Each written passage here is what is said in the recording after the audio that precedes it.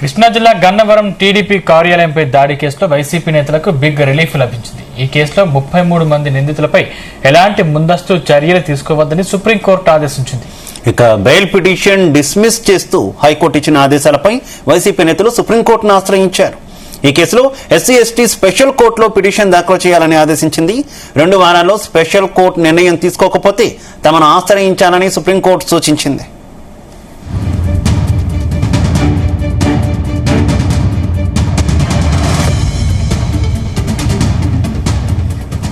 Right, TDP కార్యాలయంపై దాడి కేసుల్లో సుప్రీంకోర్టును ఆశ్రయించారు వైసీపీ నేతలు.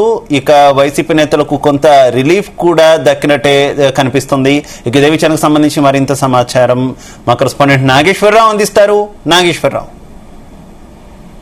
అన్నవరం టీడీపీ కార్యాలయం కేసుకు సంబంధించి కూడా గత కొద్ది రోజులుగా కూడా ఉత్కంఠ వాతావరణం నెలకొంటా ఉంది. ఏదైతే వైఎస్ఆర్సీపీ పార్టీ అధికారంలో ఉన్నప్పుడు 2019 నుంచి 2024 వైఎస్ఆర్సీపీ ప్రభుత్వం అధికారంలో ఉన్నప్పుడు వైఎస్ఆర్సీపీ నాయకులు టీడీపీ కార్యాలయంపై దాడి చేశారు. అప్పట్లో టీడీపీలో ఉన్న వంశీ ఆ తర్వాత వైసీపీ పార్టీలో చేరారు. వైసీపీ పార్టీలో చేరిన అనంతరం కూడా ఆ టీడీపీ కార్యాలయంపై దాడి చేపించారంటూ కూడా పెద్ద ఎత్తున ఆరోపణలు వచ్చింది. ఈ నేపథ్యంలోనే ఆ వంశీతో పాటు దాదాపుగా 33 మంది దాకా ఈ కేసులో నిందితులుగా ఉన్నారు. నిందితులుగా ఉన్న వాళ్ళందరినీ కూడా ఆ పోలీసులు అరెస్ట్ చేసి ఆ జైలుకు తరలిస్తున్న పరిస్థితి అయితే ఉంది. కోర్టుకు పెడుతున్న పరిస్థితి అయితే ఉంది. ఈ నేపథ్యంలోనే ఏదైతే టీడీపీ కార్యాలయంపై దాడి కేసుకు సంబంధించి మాత్రం వైఎస్ఆర్సీపీ పార్టీకి బిగ్ రిలీఫ్ అని చెప్పుకోవచ్చు.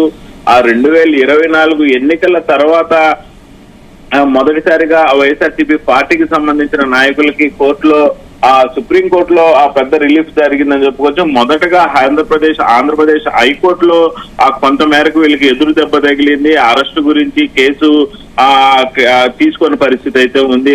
టీడీపీ రాష్ట్ర కార్యాలయంపై గన్నవరం టీడీపీ కార్యాలయంపై దాడి చేసిన కేసుకు సంబంధించి హైకోర్టులో వాళ్ళకి ఆ ఎదురు దెబ్బ తగిలిన నేపథ్యంలో సుప్రీంకోర్టు తలుపు తట్టారు. సుప్రీంకోర్టులో మెట్లెక్కిన తర్వాత కొంత మేరకు వాళ్ళకి రిలీఫ్ లభించిందని చెప్పుకోవచ్చు. ఈ కేసుకు సంబంధించి ఎవరిని కూడా ముందస్తు చర్యల్లో భాగంగా ఎవరిని అరెస్టు చేయవద్దని, వారి మీద ఎటువంటి చర్యలు తీసుకోవద్దని సుప్రీంకోర్టు ఆదేశించింది. ఆదేశించడంతో ఒక్కసారిగా వైఎస్ఆర్సీపీ వర్గాల్లో పండగ వాతావరణం నెలకొందని చెప్పుకోవాలి. ఇప్పటిదాకా ఏదైతే గన్నవరం టీడీపీ కార్యాలయంపై దాడి చేసిన కేసుకు సంబంధించి వైసీపీ నేతలు దాదాపు 33 మంది నిందితులపై ఎలాంటి ముందస్తు చర్యలుగా వాళ్ళని అరెస్టు చేయొద్దని, వాళ్ళ మీద ఎలాంటి చర్యలు తీసుకోవద్దని సుప్రీంకోర్టు ఇచ్చింది. అయితే ఇప్పటికే కొంతమందిని మేరకు ఈ కేసుకు సంబంధించి అరెస్టు చేశారు. మరి కొంతమంది ఈ కేసుకు సంబంధించి పోలీసులకి కనపడకుండా తిరుగుతున్న పరిస్థితి అయితే ఉంది. ఏదైతే 2024 ఎన్నికలకు సంబంధించి ఎన్డీఏ కూటమి అధికారంలోకి వచ్చిన తర్వాత ప్రధానంగా కృష్ణా జిల్లా పోలీసులు మొత్తం కూడా ఈ యొక్క గన్నవరం టీడీపీ కార్యాలయంపై దాడికి సంబంధించిన కేసుని రిజిస్టర్ చేశారు. రిజిస్టర్ చేసిన తర్వాత అప్పట్లో కొంతమంది మీద ముద్దాయిలుగా కేసు నమోదు చేసినప్పటికీ దాన్ని ఆ కేసు రీఓపెన్ చేశారు. మరి కొంతమంది ముద్దాయిలుగా దాంట్లో చేర్చిన పరిస్థితి అయితే ఉంది.